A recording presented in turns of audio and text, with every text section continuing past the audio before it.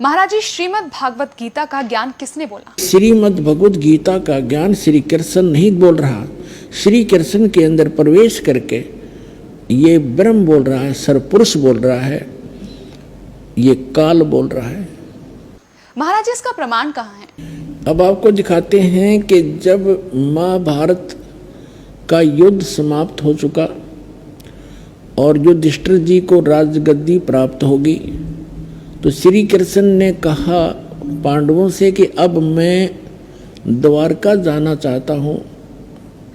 तब अर्जुन ने कहा कि भगवान, आप जी ने जो युद्ध के समय मुझे ज्ञान सुनाया था, श्रीमद् भगवत गीता जिसको कहते हैं, वो बुद्धि के दोष से मैं भूल गया।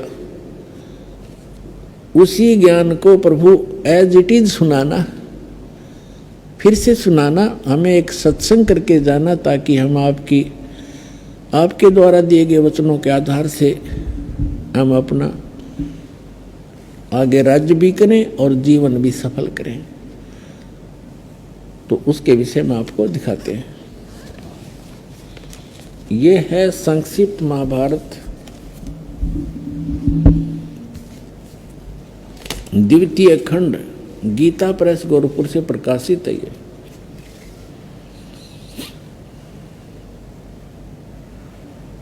और कहाँ से छपा है? इसके अनुवादक भी वही हैं, द्वितीय खंड, संपादक तथा संशोधक जयदयाल गोविंद का, और ये यहाँ से छपी है।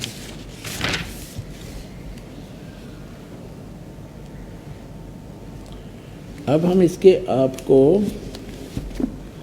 667 पृष्ठ पर ले चलते हैं।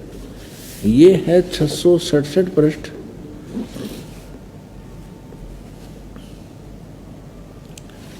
और यहाँ से हम शुरू करते हैं। अश्वमेधिक पर्व, अर्जुन का श्री कृष्ण से गीता का विषय पूछना और कृष्ण का अर्जुन से सिद्ध महर्षि और कश्यप का संवाद। यहाँ देखिएगा। जन्मेजय ने पूछा, ब्राह्मण, शत्रुओं का नाश हो जाने के बाद जब महात्मा श्री कृष्ण और अर्जुन सभा में बैठकर वार्तालाप कर रहे थे, उसमें उनमें क्या क्या बातचीत हुई? तो वैशंपायन जी ने कहा, राजन, श्री कृष्ण सहित अर्जुन ने जब अपने राज्य पर पूरा अधिकार प्राप्त कर लिया तो वे दिव्य सभा भवन में आनंद के साथ रहने लगे। एक दिन सज्जनों से घिरे हुए वे दोनों मित्र स्वेच्छा से घूमते घूमते सभा मंडप के ऐसे भाग में पहुँचे जो स्वर्ग के समान सुंदर था।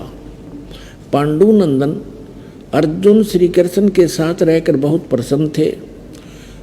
उन्होंने एक बार उस रमणीय सभा की ओर दृष्टि डालकर भगवान से ये वचन कहा, देवकी नंदन, जब युद्ध का अवसर उपस्थित था उसमें मुझे आपके माध्यम का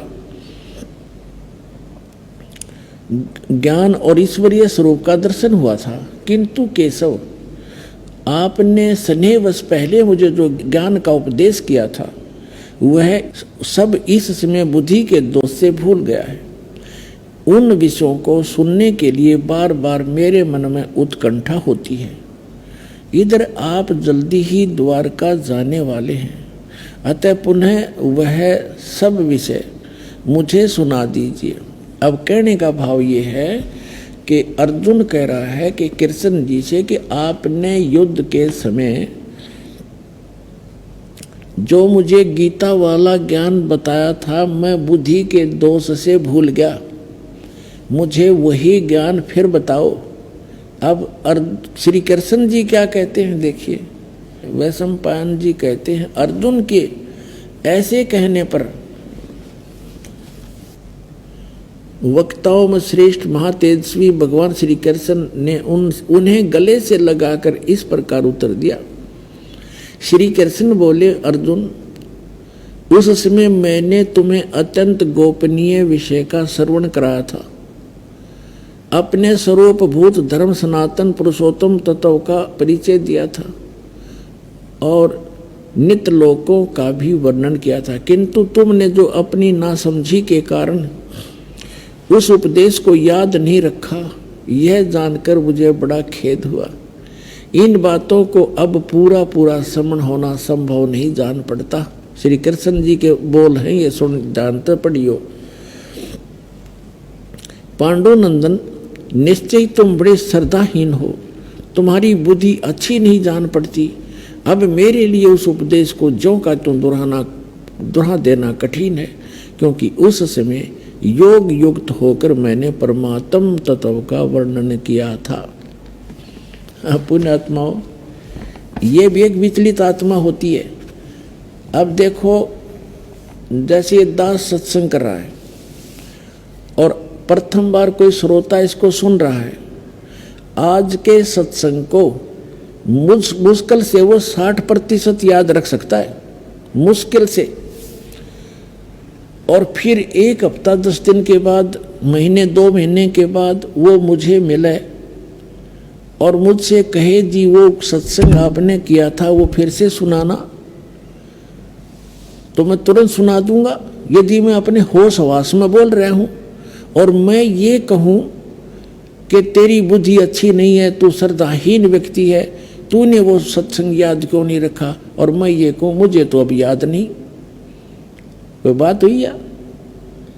इसे सिद्ध है कि श्री कृष्ण नहीं बोल रहा था गीता का ज्ञान, उसके अंदर वो काल बोल रहा था प्रवेश करके। अब उसको कुछ भी याद नहीं। फिर कहता उससे मैंने योग युक्त होकर के वो ज्ञान बोला था।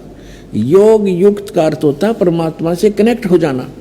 इसे सिद्ध है कि परमात्मा कोई अन्य है जिससे वो कनेक्ट होने की बात कर रहा है। और जब युद्ध के मैदान में इसे भयंकर स्थिति में योग युक्त हो सकता है, अब पीस माइंड पीस है, उस टाइम तो शांति है, तो उसमें और जल्दी हो जाना चाहिए था योग युक्त, जबकि बिजली गिर गई।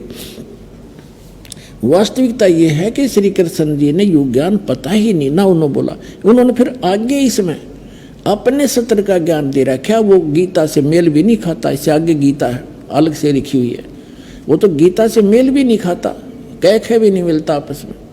तो कहने का भाव यह है कि श्री कृष्ण में प्रवेश करके यूं काल बोल रहा